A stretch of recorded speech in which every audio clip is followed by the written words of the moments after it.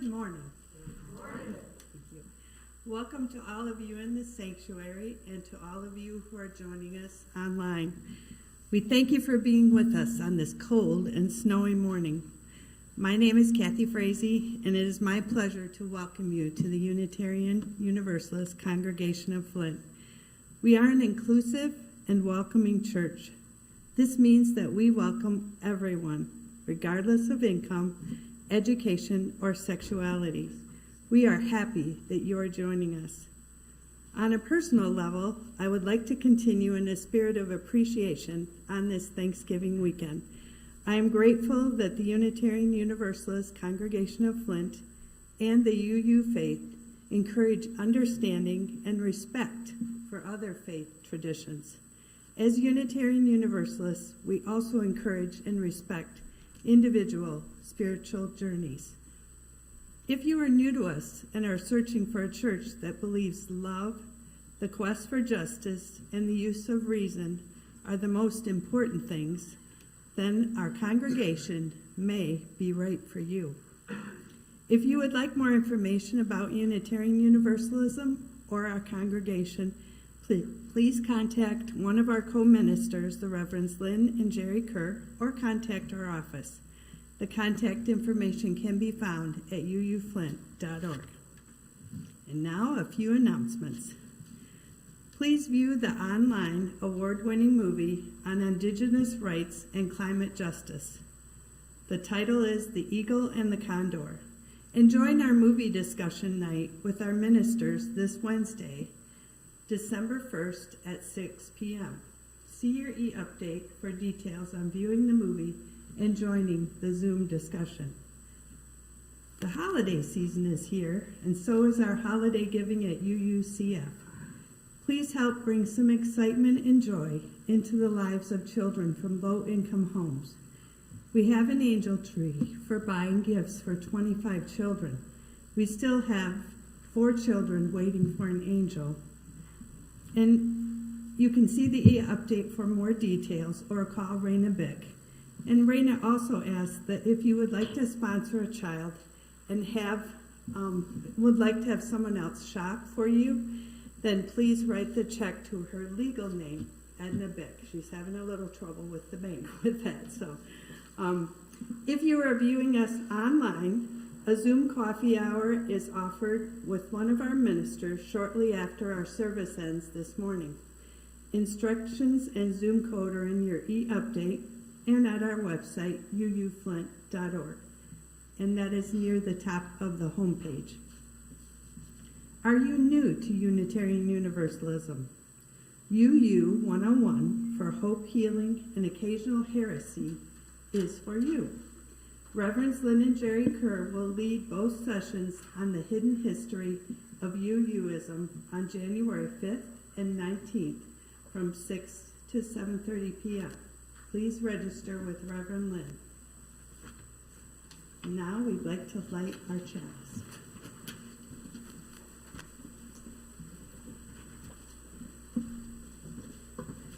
Believe it or not, there are 4 Sundays before Christmas. For Christians, this season is called Advent, the time of waiting for the birth of Jesus. In addition to our chalice, we will light Advent candles each Sunday to remember the things we wait for. 3 purple candles of hope, love, and joy, and a pink candle of peace. In this holiday season, may we find the patience to forgive ourselves, to forgive those who do not do as we wish. May we find patience.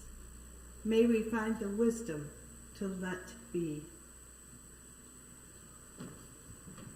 And now, if you'll join me in reciting our covenant, recognizing the richness of diversity, the beauty and wonder of shared worship, and the transforming power of love and service, we gather as a sacred, intentional community to freely seek knowledge and truth, to celebrate the fullness of life, and by our actions to increase goodness and justice.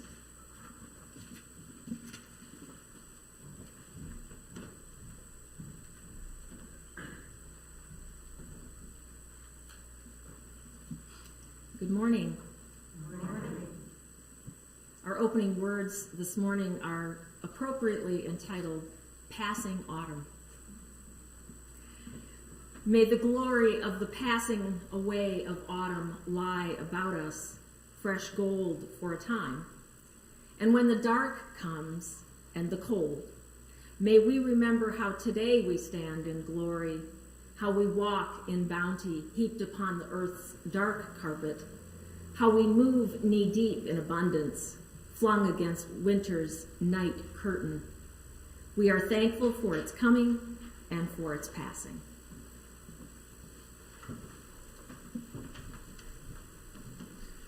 Please stand if able.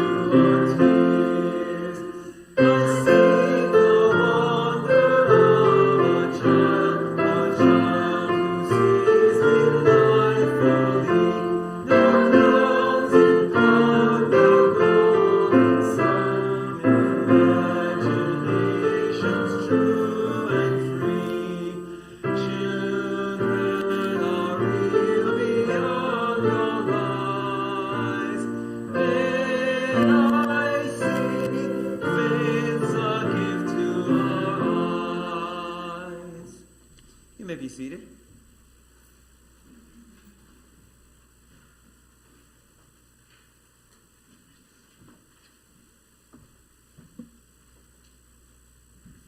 Good morning. Our words of meditation are from Howard Thurman. In the quietness of this place, surrounded by the all-pervading presence of the holy, my heart whispers, keep fresh before me the moments of my high resolve, that in fair weather or in foul, in good times or in tempests, in the days when the darkness and the foe are nameless or familiar, I may not forget that to which my life is committed. Despite the dullness and bareness of days that pass, if I search with due diligence, I can always find a deposit left by some former radiance. Keep fresh before me the moments of my high resolve.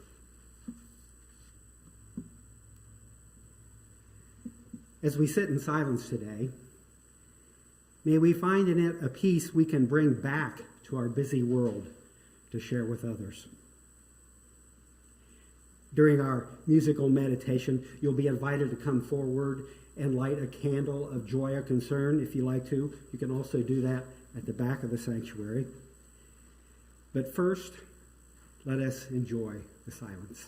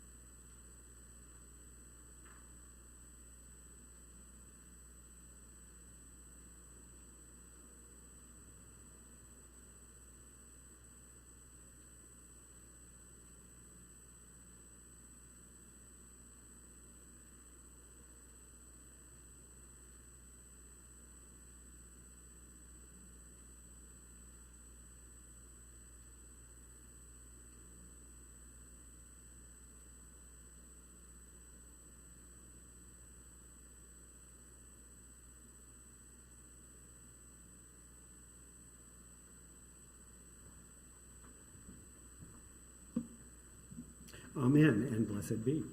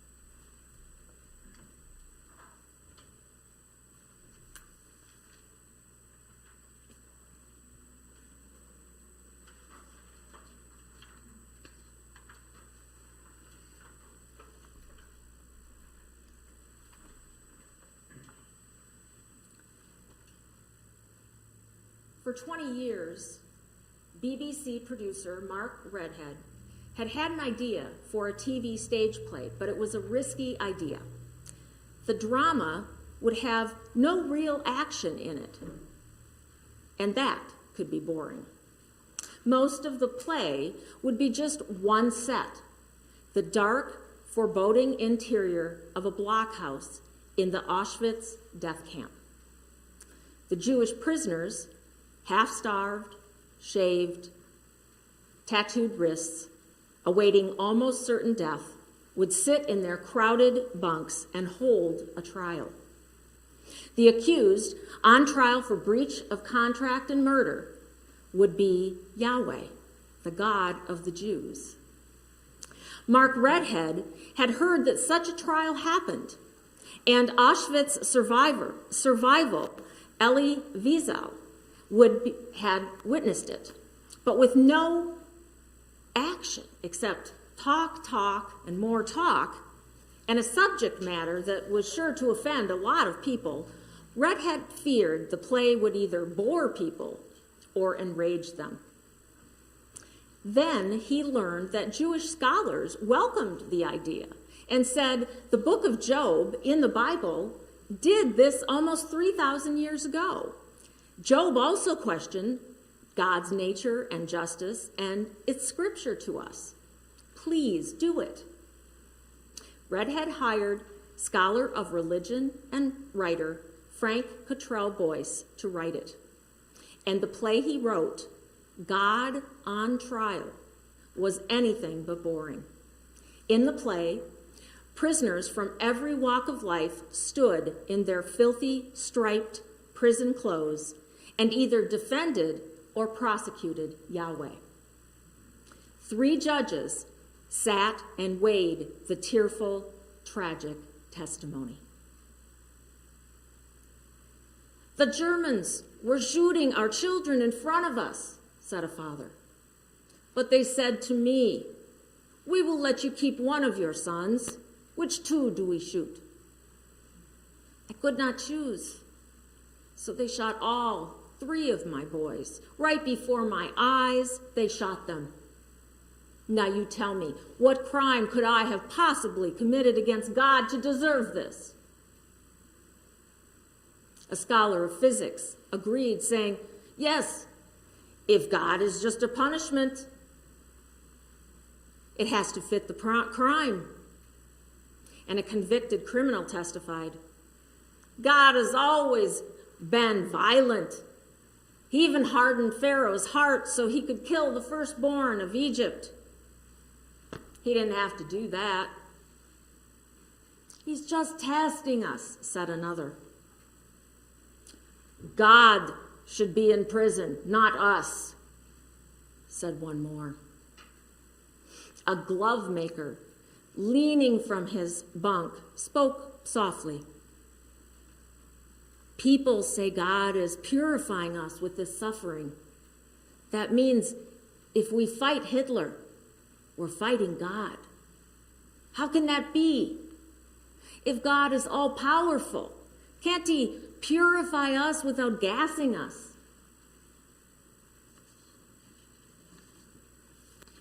Then a bespectacled scholar of the Tanakh spoke from his bunk to remind them of their Bible's book of Job, those wisdom writings in which Yahweh allows Satan to kill the children of the righteous and blameless Job to test his faith.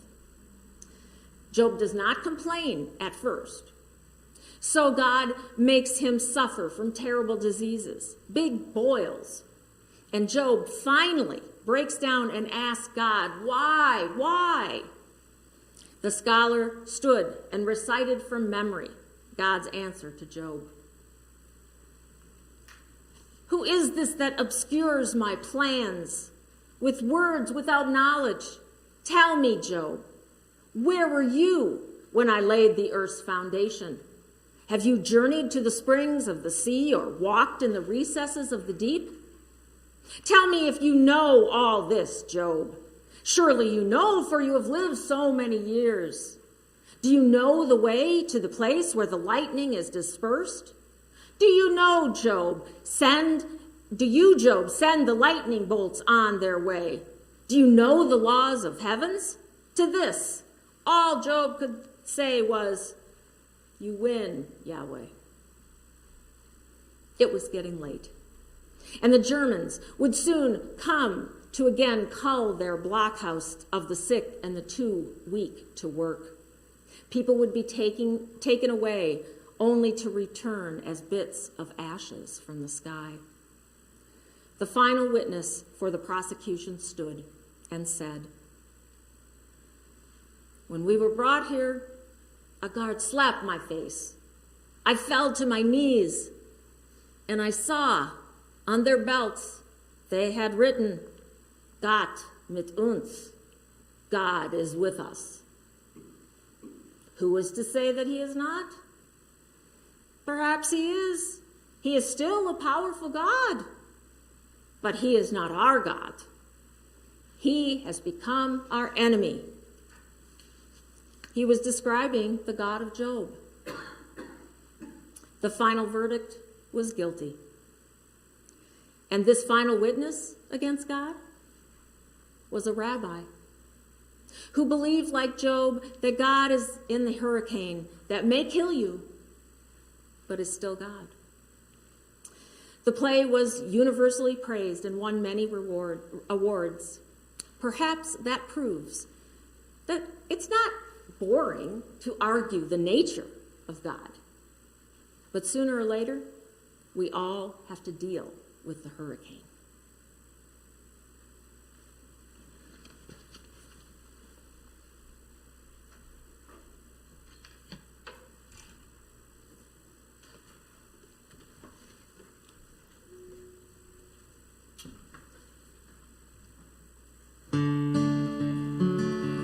So you speak to me of sadness and the coming of the winter. Fear that is within you, it seems to never end. And the dreams that have escaped you, and the hope that you've forgotten, you Tell me that you need me now. You want to be my friend, and you wonder where you're going. Where's the rhyme? Where's the reason that you cannot accept? It is where we must begin to seek the wisdom of the children, and the graceful way of flowers in the wind. For the children and the flowers are my sisters and my brothers. Their laughter and their loveliness could clear a cloudy day, like the music of the mountains and the colors of the rainbow. They're a promise of the future and a blessing for today. Though the cities start to crumble and the towers fall around us, the sun is slowly fading and it's colder than the sea. It is written, from the desert to the mountains they shall lead us, by the hand and by the heart. They will comfort you and me. In their innocence and trusting, they will teach us to be free. For the children and the flowers are my sisters and my brothers. Their laughter and their loveliness could clear a cloudy day. And the song that I am singing is a prayer to non-believers. Come and stand beside us, and we can find a better way.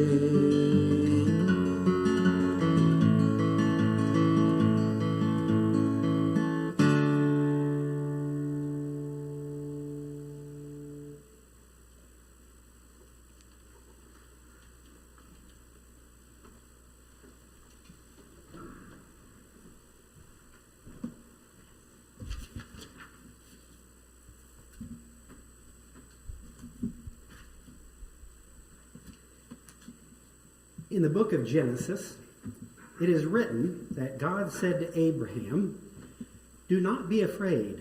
I am your shield, your very great reward.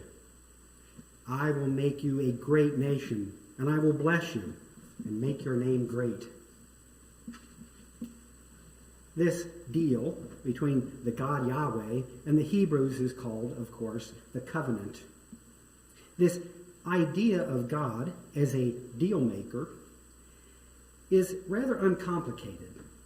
He is sometimes angry, sometimes loving, but usually predictable. A bit like a grandfather, we sometimes love and sometimes don't love, but either way, he is your grandfather and he is usually on your side. But in the books of Job, Ecclesiastes, and Proverbs that are called wisdom literature, there is no grandfatherly God who makes simple deals. God is instead an unpredictable force that sometimes speaks from a violent whirlwind, or a God who created a meaningless world, or a God whose nature is evident in nature itself, and wise people can look at the world and figure out what is good and what is evil. I think it's safe to say most people don't realize the Bible contains these many different ideas about who or what God is. Today I'd like to think with you about the books of the Bible written by the charter members of the Yahweh Anonymous Club. For those who firmly believe in a personal, deal-making God, the idea that God's true nature is debatable is not a popular idea. In my experience, it is especially missing in fundamentalist religions, and also in a thing I experienced many years ago in my walk to Emmaus. In the early 1970s, the Methodist Church borrowed from the Catholic Church a 3-day religious formation course designed to give spiritual renewal to its participants and to the church as well. I went to this 3-day event in 1986 because I had friends and a minister who had experienced it, and they said I had to do it. I was reluctant but obedient. The walk to Emmaus gets its name from a story in the Gospel of Luke, in which some disciples of the crucified Jesus are walking to the town of Emmaus, and they suddenly discover the risen Jesus is walking with them. So too, the Walk to Emmaus program is to make you wake up to Jesus' loving presence. At the beginning of the 3-day sleepover in this huge old church, they took our watches and phones and told us we couldn't call home. I thought, this is odd. We sat in groups at tables and listened to speaker after speaker. Then, the first time they dismissed us to lunch, they had us walk in a single file line and sing the old Spanish folk song, De Colores. De Colores, the rainbow is vested across the blue sky. De Colores, and so must all love be of many bright colors to make my heart cry. Thanks. You get the idea. It's a fun song, and it's a children's song. It's about beautiful colors of springtime and of the rainbow, and about a crowing rooster and scurrying little chicks, and how love can make you cry if it is made of all those colors. The voice of the 50, all-male participants, sounded pretty good in the basement of that old church, but it all seemed a little odd to me. I had to walk in a line and sing a kid's song to get my food, and I had paid for this retreat.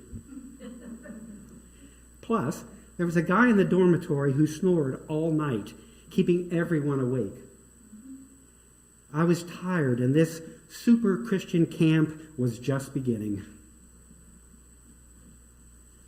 Obviously, the walk to Emmaus centers around the so-called New Testament, not that Old Testament. That's unfortunate, because I think the walk to Emmaus could have really used the Hebrew Bible's wisdom literature. The authors of Job, Ecclesiastes, and Proverbs, some 800 years before Jesus was born, were people who did not walk in a straight line or sing the same song when they plumbed the nature of Yahweh. This is especially true of Ecclesiastes, the teacher. Most of you know little, most of us do. Most of us know little about the book of Ecclesiastes, except that it provided some great song lyrics for folk singers in the 60s and a great poem for weddings and funerals. To everything there is a season, and a time for every purpose under heaven. A time to be born, a time to die, a time to plant, a time to reap, a time to kill, a time to heal. Many people who wisely treat it as great and comforting wisdom from the Bible might be surprised to know that the author of Ecclesiastes was not a good Yahwist. Ecclesiastes is a Greek word that means the teacher. And this Ecclesiastes guy, the teacher, was not some true believer Sunday school teacher. I remember when my professor of the Hebrew Bible, James Crenshaw, lectured on Ecclesiastes. He told us the author, whoever it was not King Solomon, an ancient and erroneous attribution long dismissed by scholars. He told us that Ecclesiastes was more like a scholar. I've come to think of him as a scholar who was evidently a lot like Professor Crenshaw, who specialized in wisdom literature. Or perhaps Ecclesiastes was like the scholar in the play God on Trial, who quoted the words of Job's God, who said, "Don't you dare question me," period. The author of Ecclesiastes was also a lot like the poet and scholar who wrote the book of Job. Ecclesiastes was mad at God and not afraid to put it into poetry. They were all teachers or scholars with poetic souls. And, as you probably know, most poets and many teachers don't believe in uncomplicated gods that make uncomplicated deals. In his lecture on Ecclesiastes, Crenshaw read many one-liners to demonstrate how different the teacher was from his good Yahweh of that century. Here are some greatest hits of Ecclesiastes, and they were not used during my walk to Emmaus. Chapter 1, verse 1. Emptiness, emptiness, all is emptiness. He goes on like this for 11 more chapters. What does a man gain from all of his labor, at which he toils under the sun? All things are wearisome, more than one can describe. The eye is not satisfied with seeing, nor the ear content with hearing.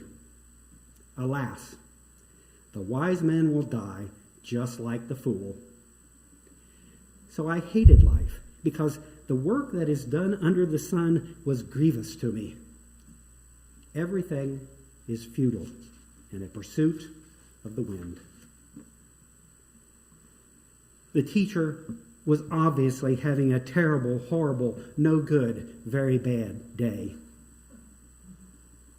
He is only slightly more optimistic about life when he counsels his students to go, eat your bread with joy, and drink your wine with gladness, for God has already approved your works. And he reminded them, hey, it's not so bad after all. Even a living dog is better than a dead lion. His end of the book, he uses the same words he used to start it. Futility of futilities. Everything is futile. So how did this very thought-provoking, all too realistic, if sometimes overly gloomy assessment of God's creation, how did it ever make it into the Hebrew Bible? It was easy, really.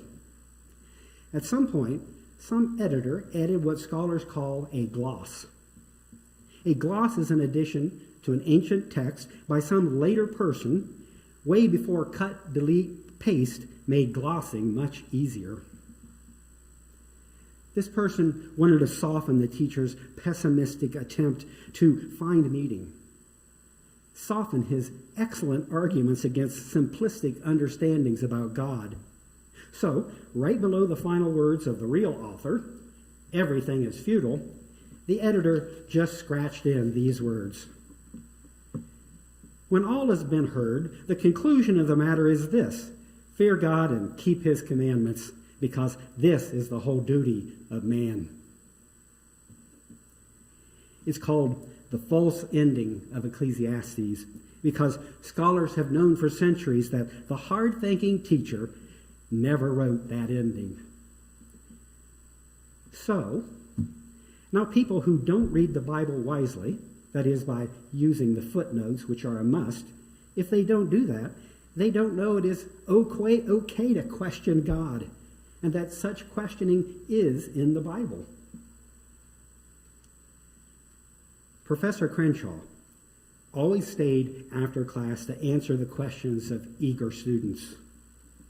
But after he finished his lecture on Ecclesiastes, he left abruptly, just picked up his stuff hurriedly and ran out the door. He left those would-be ministers who wanted a simple, predictable God to deal with, not the teacher. But Professor Crenshaw let them to deal with the teacher Ecclesiastes all by themselves.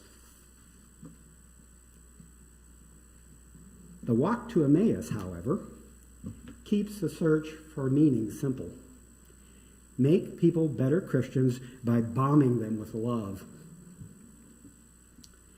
Day 2 of the walk was a long day of sitting at tables and listening to testimonials from practiced speakers.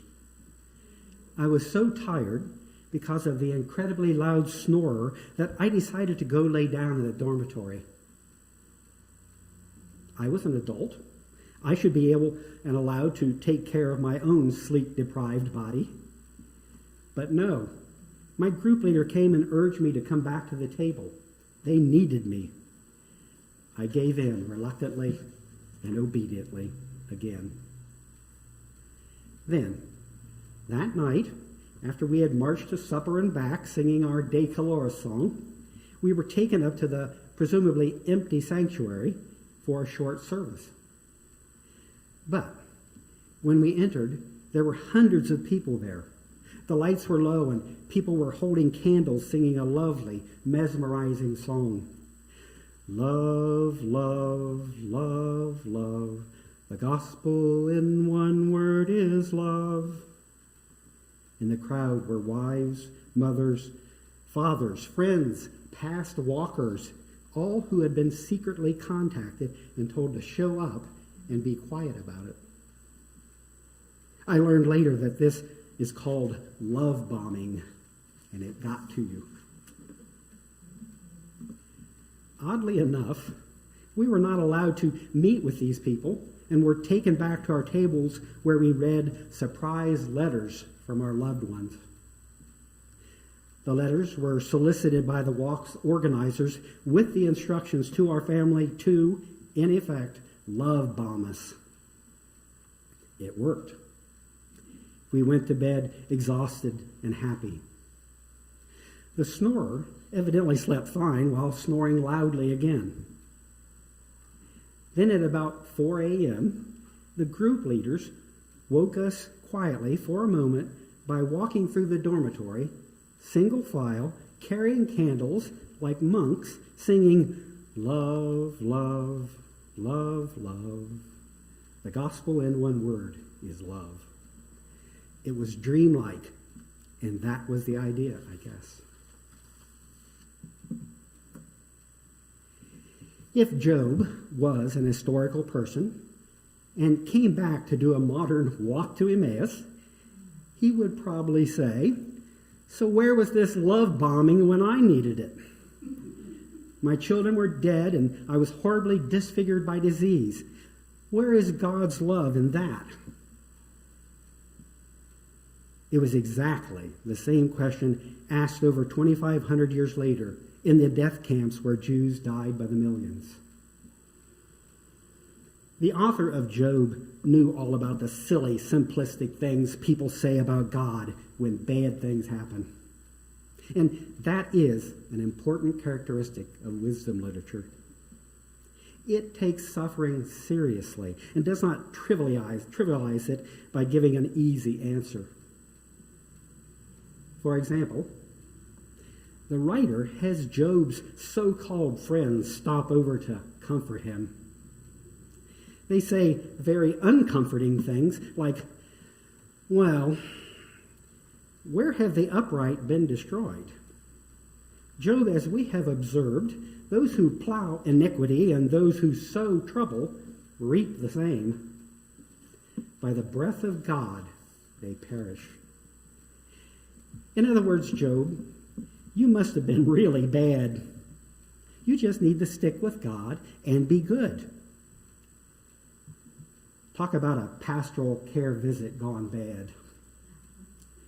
They might as well have said, say, Job, there's this 3-day program you can attend. Maybe that would help. But life, for anyone, can't be fixed by some 3-day walk to Emmaus that gives you undying notion to some idea of God that, by the way, may have all sorts of holes in it. Luckily, wise people, nearly 1,000 years before Jesus, knew the Bible needed to include the book of Job. It needed to include his complaining and his mysterious God who sometimes can't be bothered with every little person, no matter how righteous they may be. A God who zooms by in a hurricane and at best says, oops, Sorry that I destroyed your house. Don't take it personally. That complex, realistic understanding of God can leave a person filled with awe at our mysterious, beautiful, dangerous, often unfair world. The most beautiful thing we can experience, said Albert Einstein, is the mysterious. The book of Job shows us we can complain, even talk back to this mysterious God, and that is wisdom literature. On the final day of the walk to Emmaus, you learn that one of the people sitting at each table is actually a former walker, a plant who carefully, secretly guided the discussions. Like Job's friends, they were all true believers and were evidently poised to stop any inconvenient questioning. That seemed odd to me, as was the fact that the Bible was not used on the walk. Although I did this 35 years ago, I recently learned this is still true. Perhaps the Bible is just so thick, so confusing, it's rather messy, and the walk is supposed to be simple. Get emotional about Jesus. Now, if a wisdom sage from ancient Israel had been in charge of the 3-day walk to make more people more religious, they would have pulled out their copy of the book of Proverbs. Proverbs is old, some of it from 1,000 years before the time of Jesus, and it comes from all over the Middle East, not just Palestine, the Levant. Yahweh is, to be sure, in Proverbs, and the deal, though, is much better between Yahweh and the people of Israel. Professor Crenshaw explains it best. The wisdom sage's understanding of reality rested upon a universal base. Everyone could make contact with the transcendent reality. Truth was planted within the universe, and humans could search for it using their intelligence. All of life is an arena in which divine truth is revealed to human insight. The slightest act of an insect concealed a secret worthy of discovery. Yes, my friends, Thoreau and Emerson both had distant ancestors who were undoubtedly wisdom sages of Israel. And of course, they were also important members of the Yahweh Anonymous Club. Here are some of the top 100 hits of Proverbs. As iron sharpens iron, so one person sharpens another. A cheerful heart is good medicine, but a crushed spirit dries up the bones. Those who conceal their sins do not prosper, but those who confess and renounce them find mercy. Pride goes before destruction, a haughty spirit before a fall. A gentle answer turns away wrath, but a harsh word stirs up anger. The book of Proverbs is a very secular book in most ways and does not mention Israel's bondage in Egypt or any other historical event or person. Neither does it mention the illusion that they had a special deal with Yahweh, the covenant. But the sages knew that wise aphorisms alone are not the final key to living a good life. The book of Proverbs is peppered with reminders that the mind of man plans his way, but the Lord directs his steps. And it is the knowledge of the Holy One that results in good judgment. In other words, you have to get in touch with a universal, higher power, whatever name you may give it.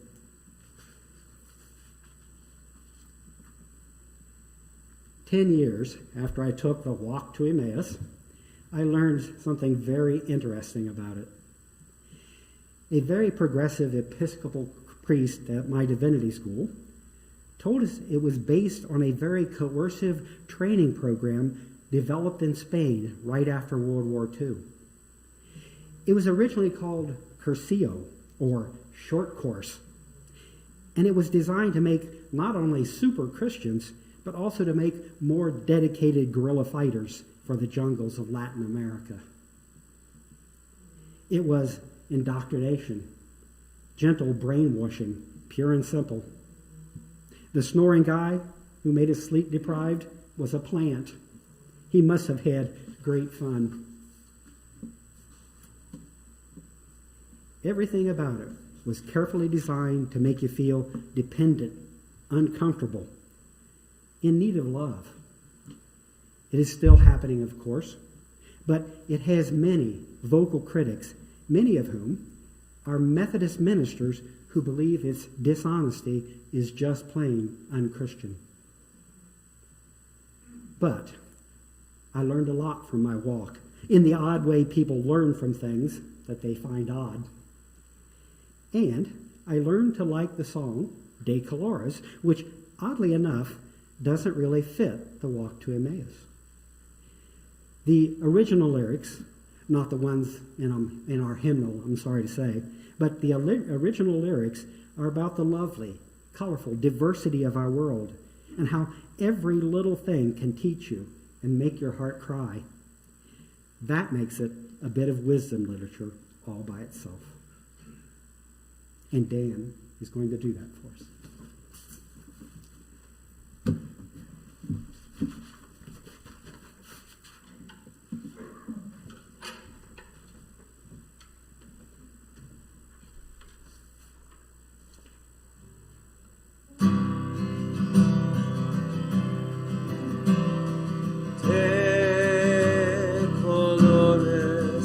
De colores, the fields love to dress it all during the springtime. De colores, the birds have their clothing that comes every season.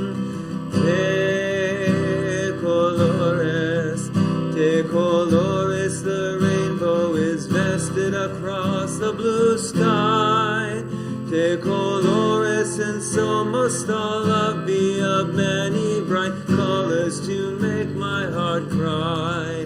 De colores, and so must all love be in many bright colors to make my heart cry.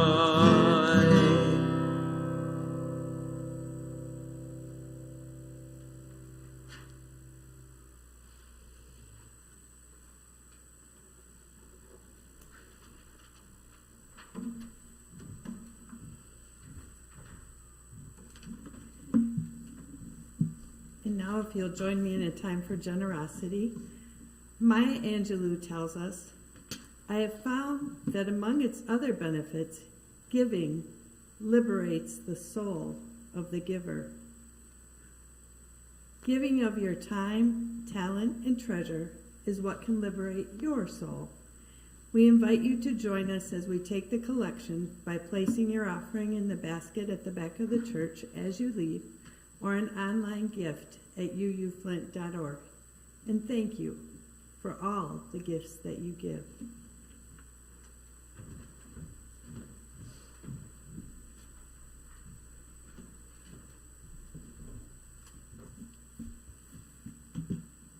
Our closing words are from May Sarton. May we be the always hopeful gardeners of the Spirit, who know that without darkness nothing comes to birth, as without light nothing flowers.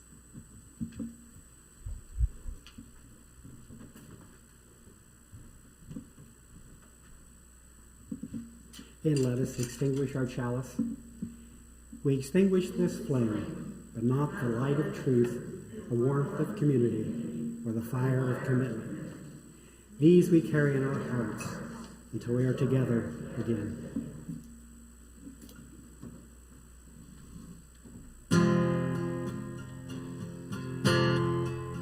I feel your grip begin to fade. You kept me tied, blind and afraid. But then I broke you and saw the look on your face said it all. So could you feel the way I felt? Did you kneel the way I knelt? Did you stand up and yell, pleading for someone to help? Or listen to reason? Open your eyes. It's a wonder what you'll find with an open mind. You may be surprised. Yeah, gotta get away from this illusion for the sake of the world. This delusion's gotta go. Yeah, oh, listen to reason. Will you open your eyes? It's a wonder what you'll find with an open mind. You may be surprised.